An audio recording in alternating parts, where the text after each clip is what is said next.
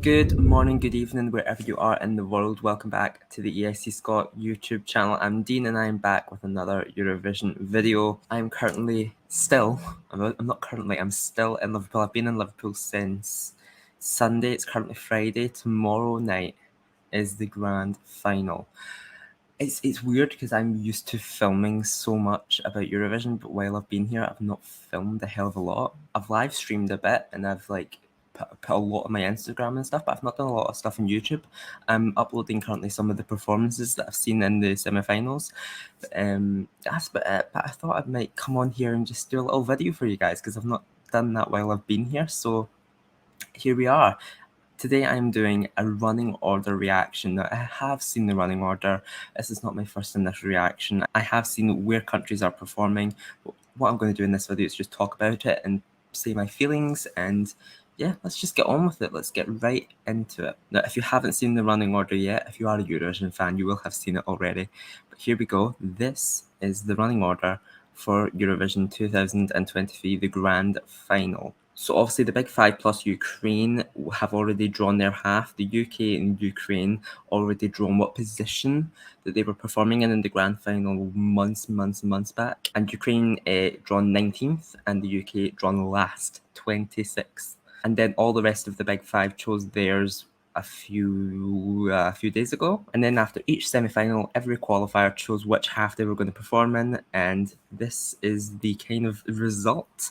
The producers, the EBU and producers of Eurovision choose the running order. There's been a lot of drama about this throughout the years, that why don't they just pull names out of a hat, and that's who's performing first, that's who's performing second, that's who's performing third. Why they don't do that is because ultimately Eurovision is a TV show, and the producers have to make sure that it's the most entertaining as possible, and they have to do this to make sure that it is going to be entertaining, and there's not like 5 ballads next to each other and 5 upbeat pop songs next to each other. It just doesn't work. So they have to do this. But it's came out, and when you first glance at it, it doesn't look overly crazy. We're opening with a favourite and we're closing with a really, really big upbeat song. So I look at this and I'm thinking, yes, yes, yes. But let's go through it. So first we've got Austria. This is a perfect opener. But the only thing is it just kind of dampens its chances to win. This was a potential winner. We can't deny that. This could have won Eurovision, but not in first position, sadly. But it could still do well. It doesn't. We've never seen a first place really do that well since 2014 with TikTok. This could be the year where it gets back into the top 10, the first place. This will help the EBU and the people that think that coming in the first 5 in the grand final immediately makes it like bottom 5 or bottom 10. It doesn't. You can do well in being in the first 3. So let's just make sure that Austria does really well so we can start saying this. Next up, we've got Portugal. Usually there is kind of that slower, kind of that mid-tempo ballad usually after the first place in the running order. Coming second, I mean, it's dreaded. I think Portugal might be a candidate for the last place. It's a good song. It's just it's going to be so forgettable and really drowned out by coming after Austria that's opening. It's just not a good position for Portugal, and I feel really bad for Mimi Cap, but we don't know, but I think that it's doomed. And obviously being in the second position just is never ever a really good thing. And Switzerland coming in third, yeah, this isn't good for Switzerland either, and it's for the same reasons as Portugal. It's going to get drowned out. I think Switzerland is doomed. It's just not. I think it's just going to be way too forgettable. It's a good song nonetheless, though, and the staging's quite good. But I'm struggling to see a world where this does any sort of well in the grand final. Next up, we've got a healthy portion of baby. It's it's Poland, Blanka. I do know what I've warmed to this song so much. I never lost my kind of warmth for this song. I really did quite like the kind of like the comical aspect of this. I mean, she is being serious, but then it's like she knows that we take the Mickey out of her. Mickey's like just taking the absolute piss out of her. It's just it's funny. Like I love her. The song is very generic, obviously. I'm not giving my opinions about the song. I'm not giving my opinion about her place in the running order. She wasn't going to do well anyway. Like, let's just say that. I don't think she was going to do overly great. But I don't necessarily think Blanca's going to come last. I think she might do quite well. Coming fourth in the running order, I mean, yeah, I can see why the producers have done that, but I think we've got a healthy balance of the kind of the tempo of the songs. We've got a fast song to start, got two kind of slower-ish songs, and we're back up to kind of that up-tempo summer vibe we're getting from Poland. Next up is Serbia. This is just cookie. This is just going to be this. I think this is not going to do very well with the juries. It's just not. I don't think it's a jury-friendly song. It's just whether there's people at home that vote will remember this enough. It's fifth in the running order, so I don't know. But this is yet another candidate for maybe the last place in the voting. Next up is France. I mean, this is difficult because I don't know if anyone has won from the sixth position in the running order ever. I don't know. Probably. Like, I mean, in recent years. I don't mean like back in 1960. I mean recent years. I don't think that has happened. France is a candidate for the win. But now with that place in the running order, it's just lessened its chances slightly. That's it. It's just kind of, if in the odds, I think her percentages just went down a tad. It's not, I don't think it will be more forgettable now, even though the song and the impact that the staging has is so amazing. I just don't know. I don't know. But sixth is I mean, it's okay. It's okay. It's not what I would have wanted if I was French. Okay, so we're having kind of a strip of slower songs. I mean, very mid-tempo. So we've got Serbia, which is very slow, very eerie. France, which it gets a bit more up-tempo, like we're into it or dancing. This is one you can kind of dance to. And then Cyprus, you can't dance to this. This is a ballad. So we have kind of a strip here where it kind of goes a bit, but people will be interested in France. Cyprus has a good spot because the producers may have just opened with him. Andrew could have opened it. So, well, actually, no. They could have swapped. They wouldn't have let Andrew open it because it's a ballad, but they could have put Cyprus second. They could have swapped Portugal with Cyprus. So Andrew should be thankful that he's actually in seventh place and not earlier. But yeah, I think Cyprus has a good spot there, but it won't be very impactful. I don't think it won't get high up in the leaderboard, but I can see this doing better with it in the televotes. Next up, I've got Spain, eighth in the running order. This is both good and kind of bad. If I was Spanish and I really wanted to win this year, it's obviously lessens its chances slightly. Obviously, the running order isn't like the be all and end all in Eurovision, but it does have an impact. The people that say, "Oh, the running order doesn't matter," I mean, you can win from anywhere if your song's good enough.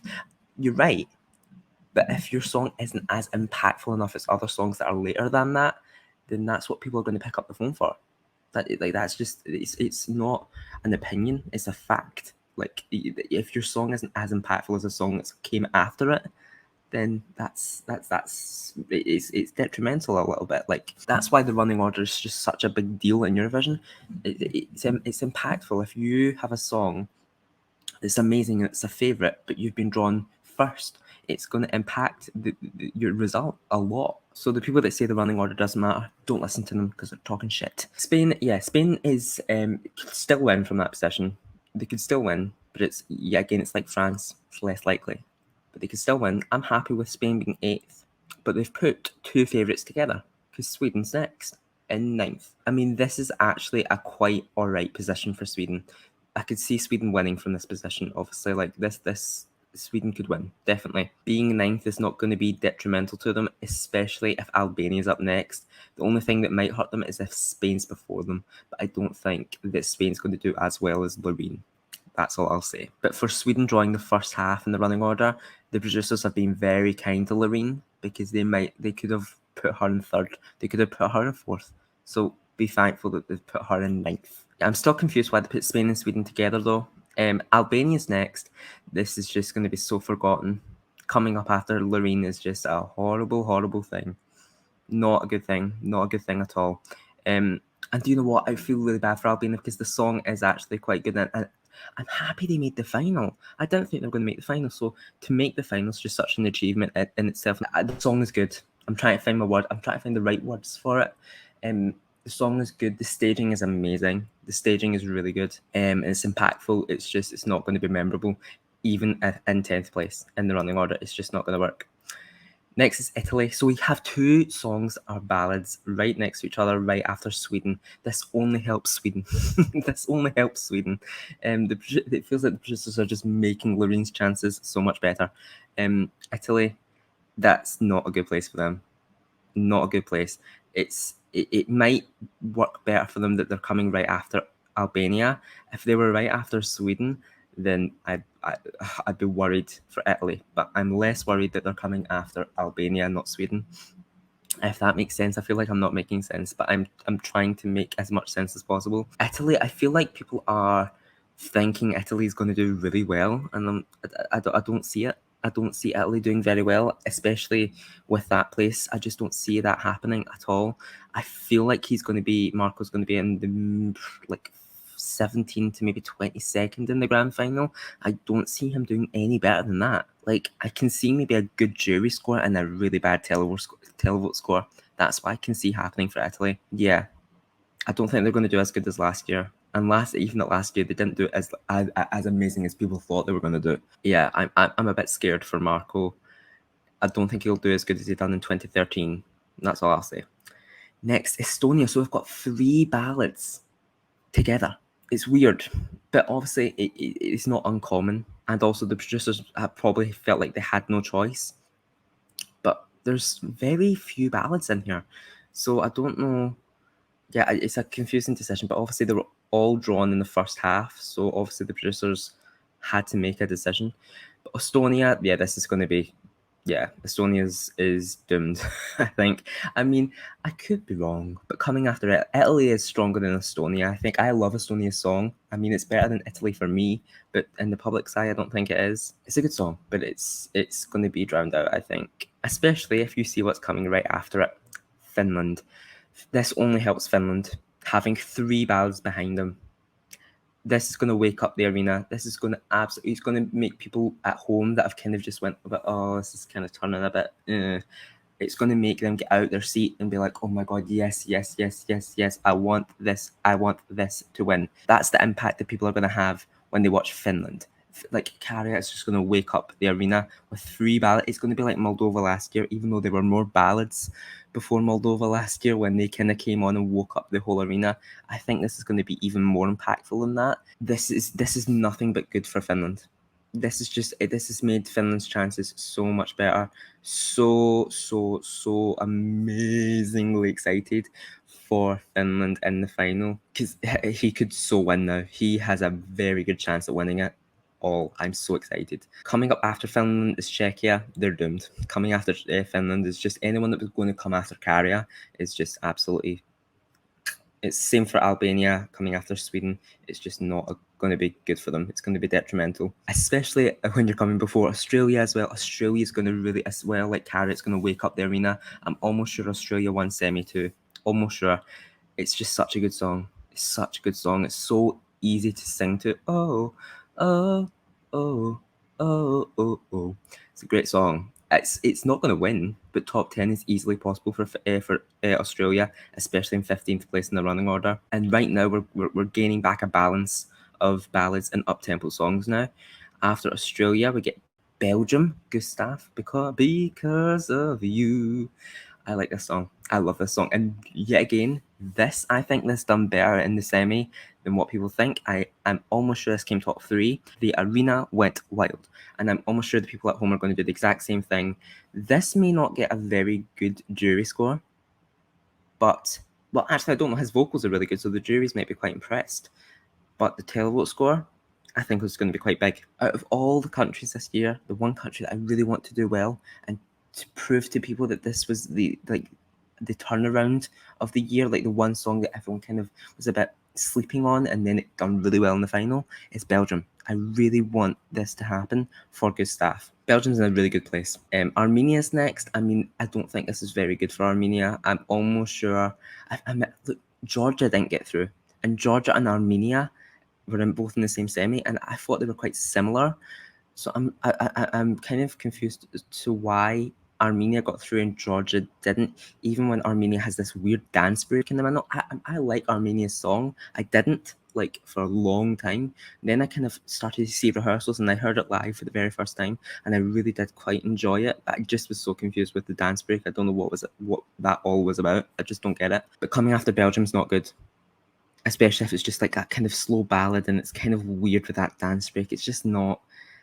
I think if people are watching kind of closely at the final, they're really making sure of who they're going to vote for.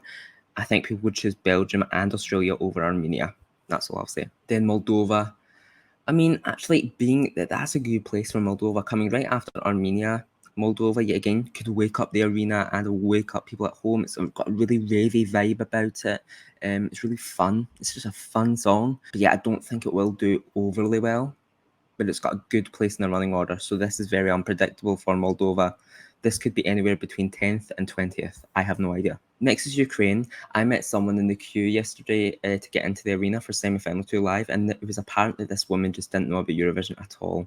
Like, she just didn't. And she was just saying, do you know what? I think the Ukraine's going to win again. And the fact that she said the Ukraine annoyed me as well. I was very annoyable yesterday. The people that think Ukraine are going to win just because the war is still going on is just ridiculously stupid. It's not going to happen. Not to say that Ukraine's song is bad. Their song is really good. And that staging is awesome. That staging is one of the best this year. It's awesome. They've just kind of upgraded what we've seen in the national final in Vidbeer. But it's so good. It's so good.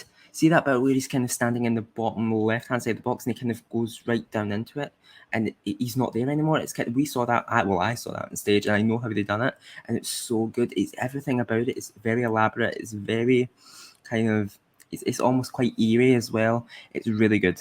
It's really, really good. They've got a good place, but they ain't gonna win. I think we can safely say that Ukraine ain't winning, but they might get a high televote score, but they ain't winning. The juries just will not go for this like they did last year. That won't be in the top 5. Next, okay.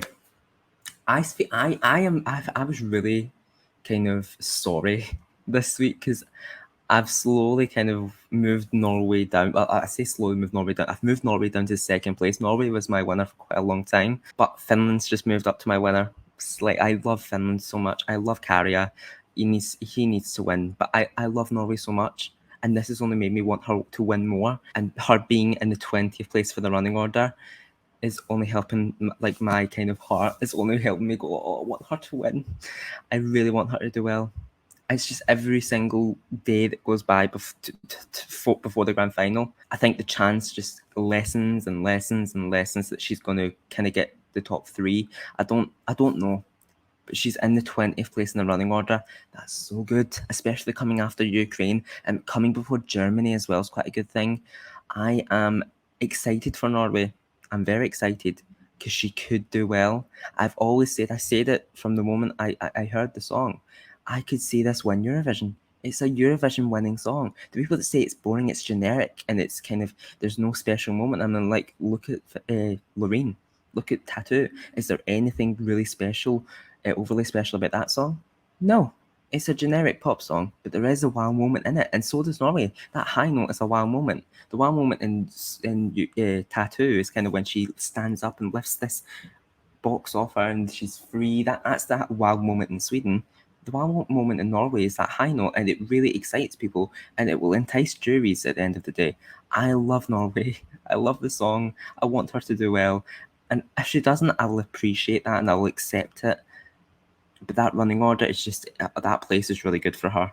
Really, really good. Germany coming after Norway is quite a good thing, actually, I would say. Like, well, it's a good thing and a bad thing. I mean, Norway's quite a strong song. It's a better song than, I think, Blood and Glitter. But Blood and Glitter will stand out. It's the only song this year, it's the only song we've had in years that has that kind of the screaming rock, and it's just so different for Eurovision that it's going to stand out, especially being in 21st in the running order. It's going to stand out. It's not going to be last. That's all I'll say. Lithuania right after Germany is not good. Not good whatsoever. I love Monica though. I really would love for her to do well, but I just don't think it's going to happen. I think she's another candidate alongside Portugal and like maybe Serbia and Cyprus for maybe the last place in the grand final. I don't want it to happen, but I'm only speaking the truth. That's what I think is going to happen. Just coming after Germany, and before Israel is just not good. She's just going to get drowned out, which is not nice. Next one is Israel. Oh my god, right, okay. I've really warmed to Israel song. I know there is someone, especially, that doesn't like this song. I've just found out I'm not a very big fan of dance breaks, but this song obviously needed that dance break, whereas Armenia didn't. But this song had the dance break in the official track, so I can see why Noah done it. And she's a really good dancer. It's more of a wow moment on screen than it is in the arena. So the people watching at home will really love this, but the juries will not love this as much as the televoters. It's a good song though. It's a very strong pop song. I would say it's stronger than the UK. I'd say it's stronger than Austria. I think it's actually a stronger song than Austria, and that's a big thing coming from me because I really do love Austria's song. It's a strong pop song. It is. It is a strong pop song. So, and being 23rd in the grand final is the best option for them. That was the best possible outcome. So I'm so excited. I'm so excited. I'm so bloody excited for Israel. Don't think they're going to win, but they have a more of a chance now than what they did a few hours ago. Next is Slovenia. That's a really good spot for them. It is a really good spot. They're coming after Israel. Slovenia were never ever going to win it, I don't think. There was a doubt that they were even going to qualify. So, yeah. It's good, though, that they're 24th in the running order. It's a really good place. Yeah, they're not going to... They're going to place mid-table, I think. Same with Croatia. They're not going to get a high jury score, but they're probably going to do very well with the televote. Like second, if not third with the televote. I think they're going to do really well. They'll be like the Moldova last year of this year. Like they'll get a high televote score that people really weren't expecting. And in the UK, I'm worried for the UK. Like coming last is both a good thing. I've always said it's a good thing, but it's also a bad thing because it's a bad thing because people usually, when they're ready to vote, have a favourite already in their mind that they're going to vote for. If people were to vote for you at the end of the show and you were last to perform, you would have to be better than the rest. Really, you'd have to be really you'd have to stand out. And as I wrote a song, a standout performance against the likes of Israel, Finland, Sweden, Spain, France. No. I don't think it is. From the pictures and the kind of clips that we've seen, I don't think it is a standout performance. Could it do well? Yes. Will it win? No.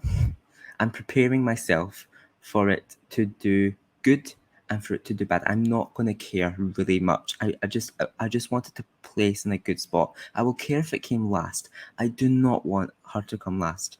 I don't think it'll happen, but there is on the Eurovision World website, on the odds, there is a bit where it says who is most likely to come last, and the UK is first with I think 14%. There's not a lot. I think the reason they're first is like to do with the fact that we've came last so many times in the past few years, and the only time we've ever nearly won was last year. We came second, so I don't know if that's the reason why we are so high in the odds to come last. I hope it doesn't happen. She's got a good spot in the running order, but it's also not what I would have chosen. I would have chosen to have the UK where Israel is and Israel where the UK is, but I'm not biased. I'm not going to be biased in this situation because we're so close to the contest now where I can't afford to be biased. I like the song though. I do like the song. It's a very big summer anthem. We hear it here on the radio all the time. It's played on BBC Radio literally constantly so much, and it's in everyone's heads. But yeah, I've gave my thoughts about the running order. I mean, it's going to be a good show. This is guaranteed to be one of the best grand finals we've ever seen. The interval acts look amazing. There was kind of some secrecy right now about the interval acts. I think there was a closed set for one of the interval acts, so they asked all the press to leave the arena. They asked everyone to leave. They've stopped like the media center kind of what's its name? The media centre. We couldn't watch it. The grand final dress rehearsals. There was a secret dress rehearsal going on for an interval act, and I'm almost sure it's going to be one of two things. I think I could be majorly wrong. These are only rumours, but I think it's either going to be like Paul McCartney, like from the Beatles, or this could be so wrong. This could be absolutely so bloody wrong. But ABBA could make an appearance, and I so would want that to happen, even though it's not in Sweden. But I would love that to happen. I'm only manifesting it because I'm going to the final. Please let that happen. I'm doing that for my own selfish needs. I need that to happen. But yeah, there is some secrecy with the final right now, and I don't know what it is, but the flag parade looks good, the inner flags look amazing. Everything is just looking to be one of the best grand finals that we've seen ever. But yeah, that is it. Thank you so much for watching this video. I am in Liverpool right now. I'm going to the grand final tomorrow night. I'm so dang excited. This is a dream come true for me. I just can't believe it. I actually can't believe it. But yeah, thanks so much for watching. Tell me what you think of the running order down below. Who is your favourite? Who do you think is going to win it tomorrow? Is it going to be Sweden? Is it going to be Finland? Is it going to be Israel? Is it going to be France? Is it going to be UK? Is it going to be Spain? Tell me what you think down below in the comments. Thanks so much for watching, and I will see you in the next video. See you then. Bye bye.